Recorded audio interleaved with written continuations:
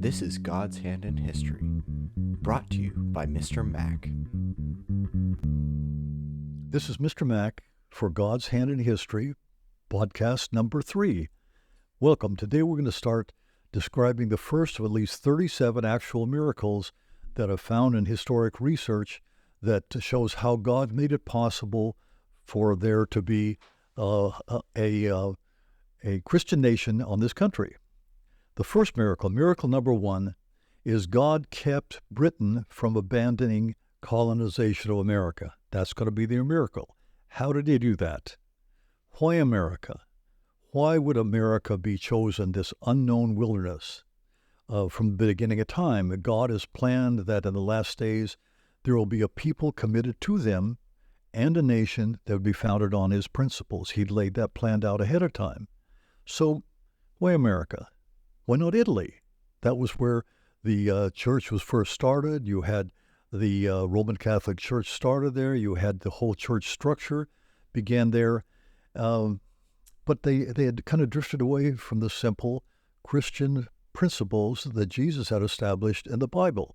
They had created a structure that was based on man's traditions. They had an ecclesiastical hierarchy with traditions that were inconsistent with what Jesus had established. They had prayers for the dead. They had paying for indulgences. They limited the reading of the scriptures to the clergy, and they were requiring intercessors for you to talk to God. You had to go to a priest or somebody. You couldn't pray directly to God. So it really wasn't Italy. That wasn't the one he wanted to choose. Well, what about Germany? Germany, you had the Holy Roman Empire that was being led by Charlemagne or Carlos Magnus as their secular leader. But the problem that you had is he was paired with the Pope so that the Pope was his co-leader. He had a mixture of political and religious leadership, and this just magnified the errors that the Roman Catholic hierarchy had spread throughout Europe. And they were spreading conquest, and they even had Christian armies fighting Christian armies. This wasn't what God wanted, so he says, no, it's not going to be Germany. Well, what about Spain? Well, but Spain wasn't it. They had a legal interpretation of the Bible that led to the Inquisition. And in the Inquisition, they were torturing and killing and oppressing people who didn't meet the requirements of their clergy. And also they repressed and rejected and enslaved God's people, the Jews. And so it wasn't going to be Spain. Well, what about France? France wasn't it. France was oppressing the Huguenots. The Huguenots were a group of Protestants, people who were drifting back to basic Christian principles, and because they wanted to go back to the simple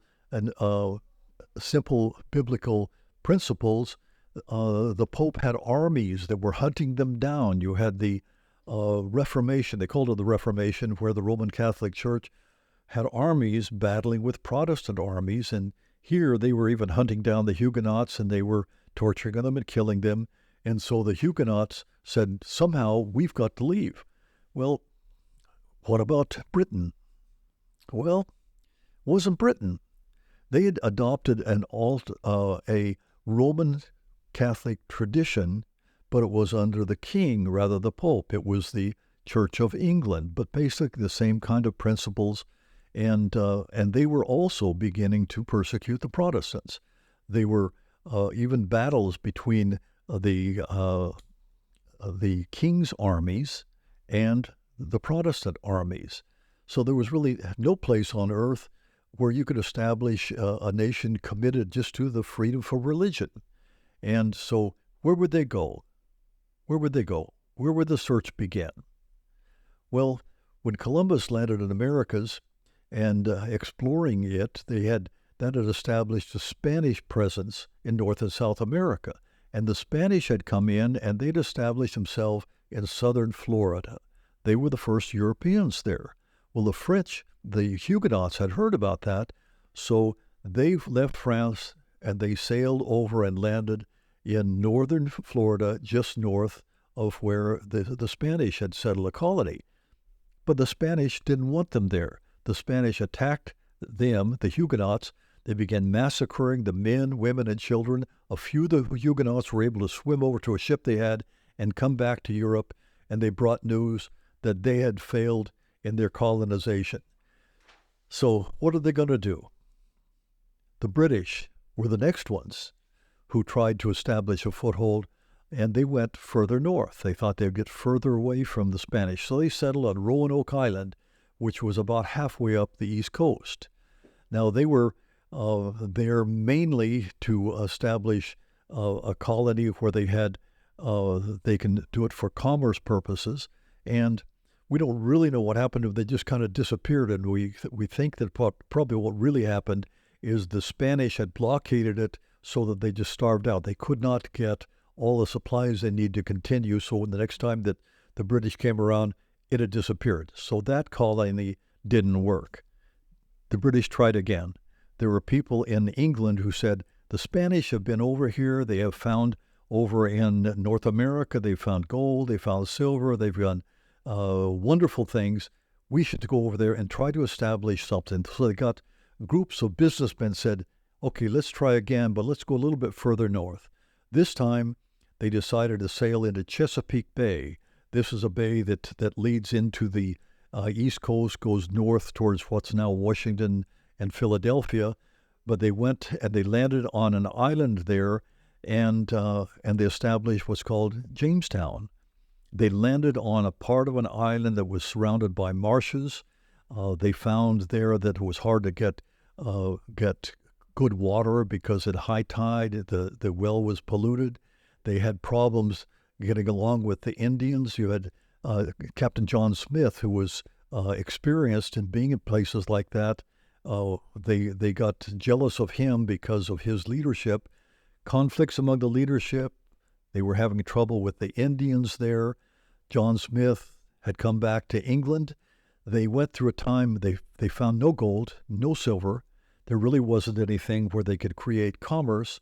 And finally, the people who were left in Jamestown went through the winter, through a starving time, and they were desperate and demoralized. And the survivors said, okay, let's just build a boat and sail back to England and stop this colony. They got enough food supplies together. They built a boat. And as they began to sail out of the Chesapeake Bay, out into the open ocean, what do they see ahead of them on the ocean? On the water, what they saw there were sails. Coming towards them was a whole fleet sent from England. This is God who sent this fleet to them, saying, "No, you're going to survive here."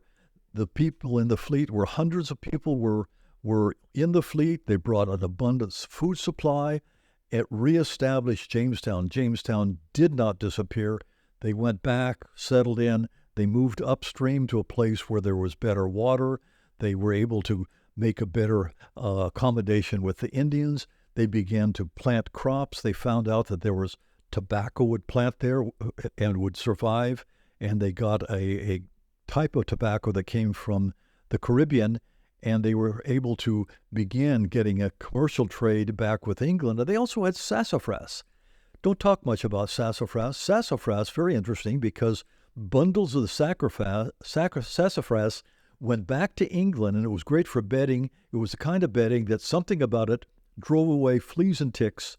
So in those days, there were fleas and ticks in your bedding, but if you had sassafras, it drove them away. And the other thing, it had some properties in there that went against venereal disease. Those people who had that as a problem, it was a good product that they could fight that. So all of a sudden, you have Jamestown that has a colony there that can survive on commerce, and that was the very first colony established, and God made that foothold there.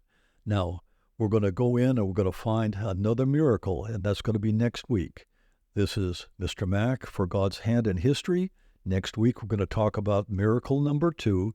And so we'll see you next next Monday, 10 o'clock. And God bless you. Have a wonderful week.